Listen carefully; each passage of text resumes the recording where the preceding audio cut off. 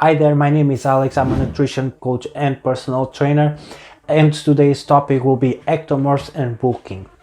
I will talk my experience and what research showed me about this specific biotype. So as we know, there's basically three biotypes, okay? Ectomorph, mesomorph, and endomorph. Ectomorph usually tends to be skinnier, faster metabolism, and usually thinner bones. That can be a bit relative because we are not 100% just one. Sometimes you can be this kind of skinny fat that's like you are kind of like more ectomorph and endomorph, which is like you tend to be skinny but at the same time you tend to retain a lot of fat. Mesomorph, if you are a person that are more mesomorph, you tend to build more muscle and gain weight very fast, but you tend to not to hold a lot of fat as much as a endomorph that tends to be like a more soft tissue compared to ectomorphs. Usually it's more dry and harder to gain weight. We'll be talking about the bulking phase for ectomorph. The bulking phase for the ectomorph, it's a bit different from what usually is for a mesomorph or endomorph. Okay, endomorphs will eat much less calories in terms of a surplus compared to any of the others. And besides that, we have to see as ectomorph are more muscle waste people, okay? Like I have this experience, so I will share my opinions as well. Ectomorphs is the one that is hardest to build the muscle. So compared to the average will be 200-300 calories on surplus to do not make a dirty bulk, okay? Because we have to keep in mind you don't really need to go dirty on your bulk to be able to gain muscle, okay? You won't gain much more than you go 200-300 on a surplus, because what you gain is from your genetic and your body response to certain type of training, okay? That's all it is. If you go 1,000, 2,000, 3,000 calories on a surplus, will be much harder for you to hold the muscle as well, because you have to diet much harder, you have to do cardio much harder and longer than everyone else. So compared to it, you will have the same results, and probably because of this dirty bulk that you did, you will lose much more muscle than you would if you just did a small surplus, okay? So ectomorphs, they have to go a bit beyond compared to endomorph or mesomorph, okay? Usually endomorph will be 200-300, mesomorph can pull for the 400-500, depends a bit if you have a bit of the ectomorph side on you, but ectomorph will be the 500s to 800. Why? This looks a bit contradicted because of what I've said before, but this is for the other people. Ectomorphs need a bit more calories in and good calories, okay?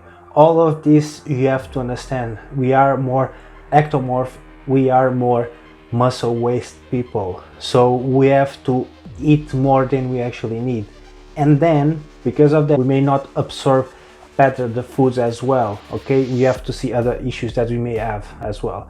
But recalling that, we have to see that we need much more to be able to build a bit more muscle, and this not mean dirty bulk as well, okay? We have to focus in carbs, okay?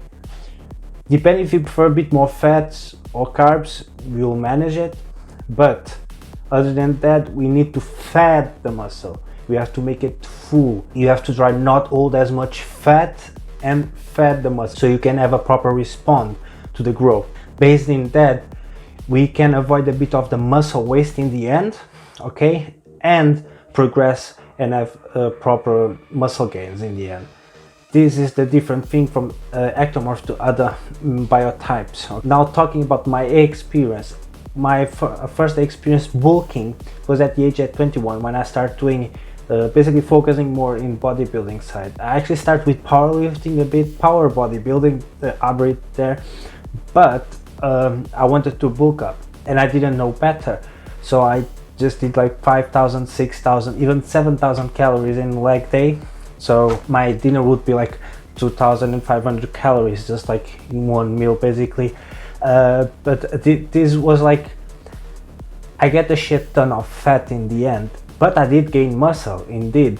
But when I started cutting, took me a while. I didn't care that much, so I just did it slower and end up like jumping from basically 68 kilos at 9-10% body fat to 78 kilos around the same body fat percentage, a bit more like tone as well, because the muscle density was bigger. But this was in a period of 2 years, okay? And don't forget, I just started focusing bodybuilding. I was doing swimming before, sprinting. I wouldn't make weights as a main thing as well. So I had newbie gains as well in that part of my life. Because since then, I hardly put 3.5 kilos a year. That's the average that I've been putting after that. So basically now I'm 90. I was heavier in the beginning of 2020. But due to the pandemic, I'm not able to keep the muscle as much as well, because I'm in UK. It's been like six and a half months under lockdowns in 2020, and we start 2021 already with another lockdown, which is not good as well. I'm able to do some stuff, but it's not the same as you go to the gym. Now I'm a bit more motivated to do stuff at home, and I'm able to keep some density. I'm trying to keep my body weight around the 92 kilos range. I was 95, a bit more leaner than I am right now. So I can say I was 3 kilos or 4 even of lean tissue, which I'll be able to recover when we start when I'm able to working out constantly in the same density, and I recover the density and maturity that I used to have, because the first lockdown I was a lot of muscle. Anyway, keeping the topic, if you go on a dirty bulk, like I was saying, you have this issue that you have to work harder to get rid of the fat, and because of that you lose a lot of the muscle and create muscle waste there. So try to keep as lean as possible, but of course not 8 or 10% body fat. 12 to 15, 17 for ectomorph.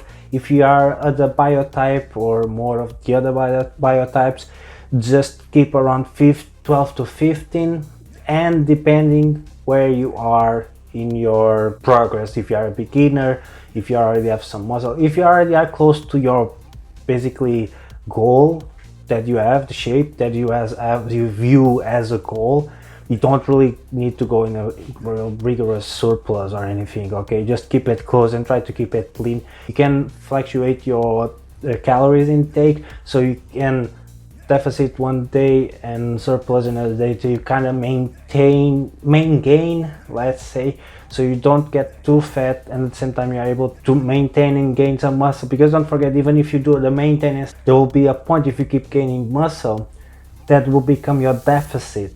Okay, it's a slower process, but the slower you go as well, the better, the more you hold in the end. Okay, that's one of the advantage of going on a slower progress gains compared to the fast gains. The faster you gain, the faster you lose it, because you don't build the maturity to hold the muscle. It's basically you have to earn the muscle and the strength as well, because sometimes we go crazy on PRs and then we start decreasing as well, and then we starting getting stronger again, because sometimes it's overtraining as well, but we have to pay attention to this. Now, training for ectomorphs. What I do now, it's because I have a lot of endurance, okay, and because I was athlete before, so I have a different endurance to be able to recover the training. But if you never work out in your life before and you are an ectomorph, you can just start like 3-4 times a week workouts and take the rest to rest, okay? Then when the times go that you are doing 5-day split, but make sure you focus in an intense training in a 1 hour length. Don't need more than that, because ectomorphs need to use the most of it the time they are working out. If you focus on volume is not for you, ectomorph. Volumes for the person that already have 3 to 5 years of training and they are more advanced than you are at first, okay? So it's someone already with experience and they know to control that. You want to go there, smash your weights and finish as quick as possible. Of course, have proper rest, okay? Not the rest you should take, as everyone else, should be 3 times of the time under tension. So 30 seconds under tension, 90 seconds of rest. If you do compounds like chest press, deadlifts or rowing, okay, barbell rowing for example, squats, 2 to 3 minutes of resting, to be more fully recover, mainly for leg day, because it's a bit more intense and takes a toll of your body as well. But other than that, just try to like 90 seconds to minutes. That's all you need. The resting time will count for your recovering as well, so keep that in mind. It's the recovering during your workout, it's the recovering outside of your workout, and your nutrition. Eat clean, make sure of that. Don't get dirty. You can have dirty foods, of course, like once in a while, put it in, but the thing is, like, your muscle needs the nutrition, needs the minerals to grow as well. It's not just about the macros. If it was about that, like, everyone would just eat cheeseburgers every day and would be like huge already, right? In a good way, of course. But that's not what happened, because you need to feed the muscle in the proper way. Clean carbs, okay? You need minerals. It will be very important for you to recover, because the act for you to gain muscle, it's recovery. So a proper nutrition, very balanced nutrition, clean nutrition, will allow you to have enough amino acids and minerals for you to recover properly.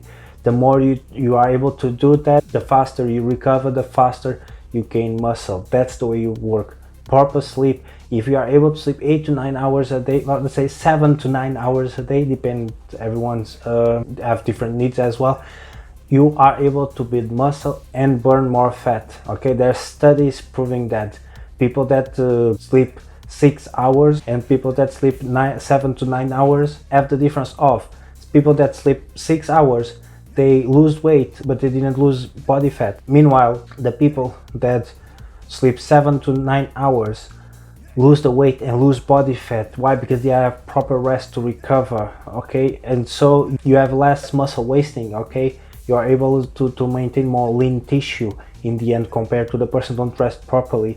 Of course, one bad night of sleep will happen once in a while. Of course, that's part of life, but you have to keep in mind, rest properly, eat properly, train properly. Okay, don't go crazy on your bulking, but you have to go a bit crazier than normal, because you're ectomorph and you need a bit more compared to others.